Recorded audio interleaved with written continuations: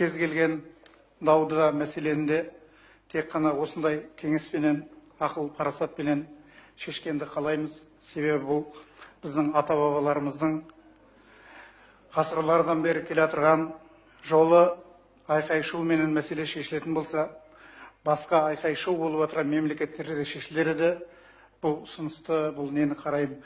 Бірақ мәселенің нәтижесі бар ма, нәтижесі жоқ па, қолымыздан не келеді, соған байланысты. Бәрімізді шырылдатып отырған бірақ нәрсе, ол осы қазақтың жері, әрбір төбесінде ата-бабаларымыздың сүйегі жатыр. Әрбір топырағында ата-бабаларымыздың қаны төгілген. Не үшін төгілді? Жерді сатсын деп төгілген жоқ.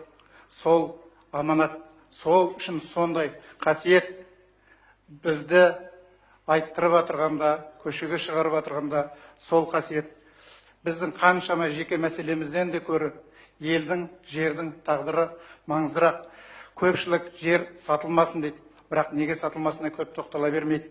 Жер жалға берілмесін дейді, бірақ неге берілмесіндігін тоқтала бермейді. Сондықтан да мен бірінші шетелге жалға берілмесін дейтінге, неге берілмеу керек дейтінге заңды тұрады, соған берер жауабым. Бұл шетелге 25 жылға берілетін болса, біздің кейбір заңдарымыз сол заңға қайшы.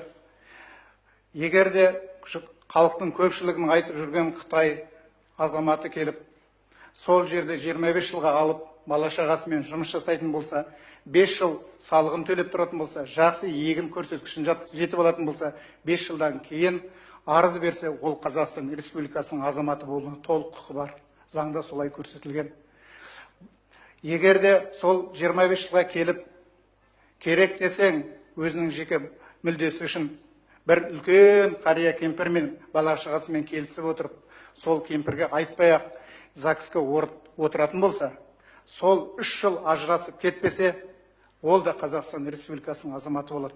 Сонда ол манағы өзінің алған жерін, 25 жылға алған жерін 10 жылдың ішінде 50%-ін төлеп қайта сатып алуына болады. Халық неден қорқады? Халық сондайдан қорқады. Егер де ол азаматтық бермесек, оның күмәнді ойын бар екенін білсек, бірақ Қазақстанның қызы кімге кетпей жатыр? Сондай бір азамат қызы кетіп, соның некесінің арасынан Қазақстанда жер жалдап жатыр, 25 жылдың ішінде дүниеге ұрпақ келетін болса, сол міндетті түрде Қазақстан азаматы болады. Қазақстан туылғаннан кейін барлық дүние мүлкіміз соған беріледі. Халық содан қауіптенеді. Біз де қауіптенеміз келешекте. Олар қазірдің өзінде 300 мыңдай Қытай жүр дейді. Басқа ұлттардың қаншама жүрген бір Құдайдың өзі біледі. Екінші тағы да Қазақстан азаматтарына сатылмасын дейді. Тек сатылмасын. Ал неге сатылмайды дейді. Соған берер халықтың тағы да айтатын пікірі бар. Ол қазір санаулы адамдар, тере шыңқы бастаған адамдар миллиондаған гектар жерімізді сатып алды дейді. Әрине өз атында емес, қызмет мүмкіндігін пайдаланып отыр, қаражатын пайдаланып отыр. Бірінші өзінің туыстарының аттарына жерді алды, бірақ қожайыны сол. Қытайдың да Қазақстанның азаматын алған азаматтығы бар, бір қалталы, ар жағында үлкен ел тұр. Олардың да мақсаты сол жайлап сыналап кіру. Солар келіп сатып алатын болса, не болады? Мүмкін қазіргі біздің балаларымыз ондай жерді сатып алуға мүмкіндігі жоқ шығар. Мүмкін менің баламның да сатып алуға жері жоқ шығар. Бірақ менің балдарымның, немеремнің миллионер болмасына кім кепіл? Оларды Германиядан, Израильдан жақсы білім алып, оқып келіп, көп ақшасы бар. Әке, жер көлемін жөнінен Қазақстан 9-шы орында тұрады. Адам санына шаққанда 3-ші орында тұрады. Мен ата-бабам қорғады, мен Қонайдың, кешегі Шотанның, Махамбеттің ұрпағымын. Мен де бір жер алайын деп едім дейді. Бұл 50 жылдан кейінгі әңгіме. Ол уақытта көпшілігіміз кетіп қаламыз. Сол уақытта қазіргі сатып алған адамдардың әртүрлі жолдарымен олар өз ұрпағына мұра болып қалады дейтін қазір бар. Тере шыңқы алса, соның, я басқа алса, соның ұрпағына қанша жыл екенін көрсетілмейді. Не 100 жыл, я 1000 жыл екен.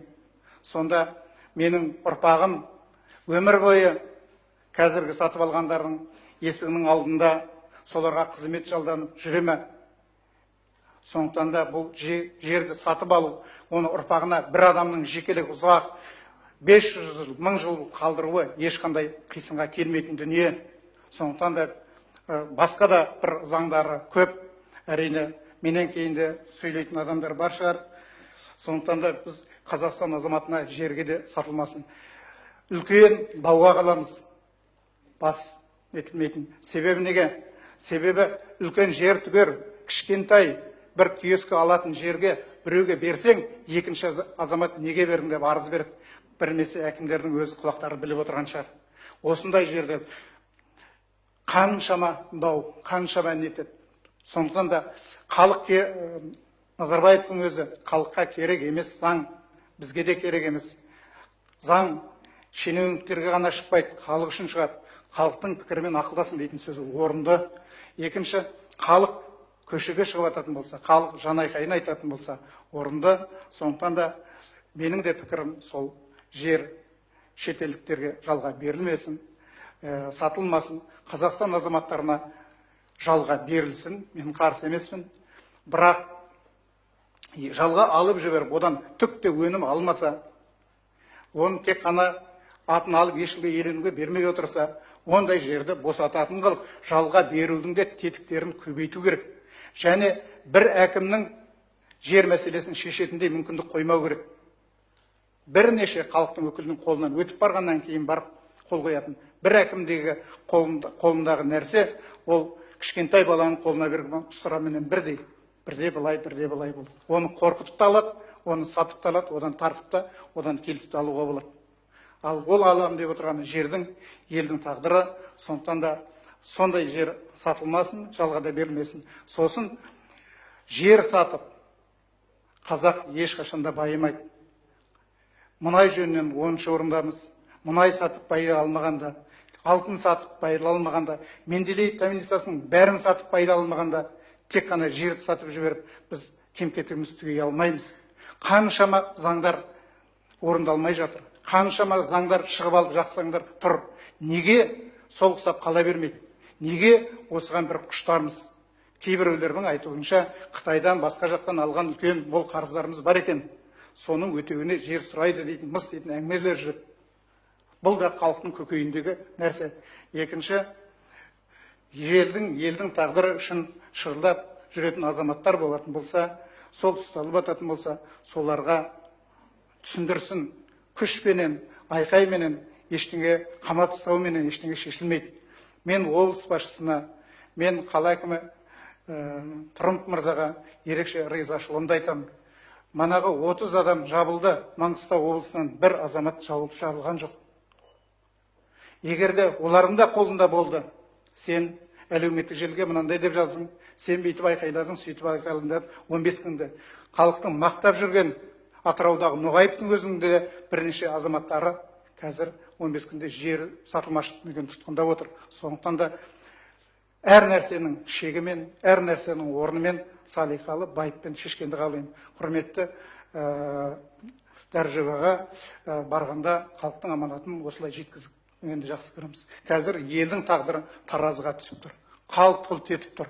Қай жағы басып кететін белгісіз, жан жағында жалаңдаған жауларымыз тұр. Досымыз емес, көмектескен болып, күліп келіп, ертең ойрандап кететін болса, тәуелсіздік жер түгел, тіршіліктің өзі зар болып қалуы мүмкін. Сондықтан да бәрі нәрсесін ақылмен шешкенді қалаймын. Рахмет.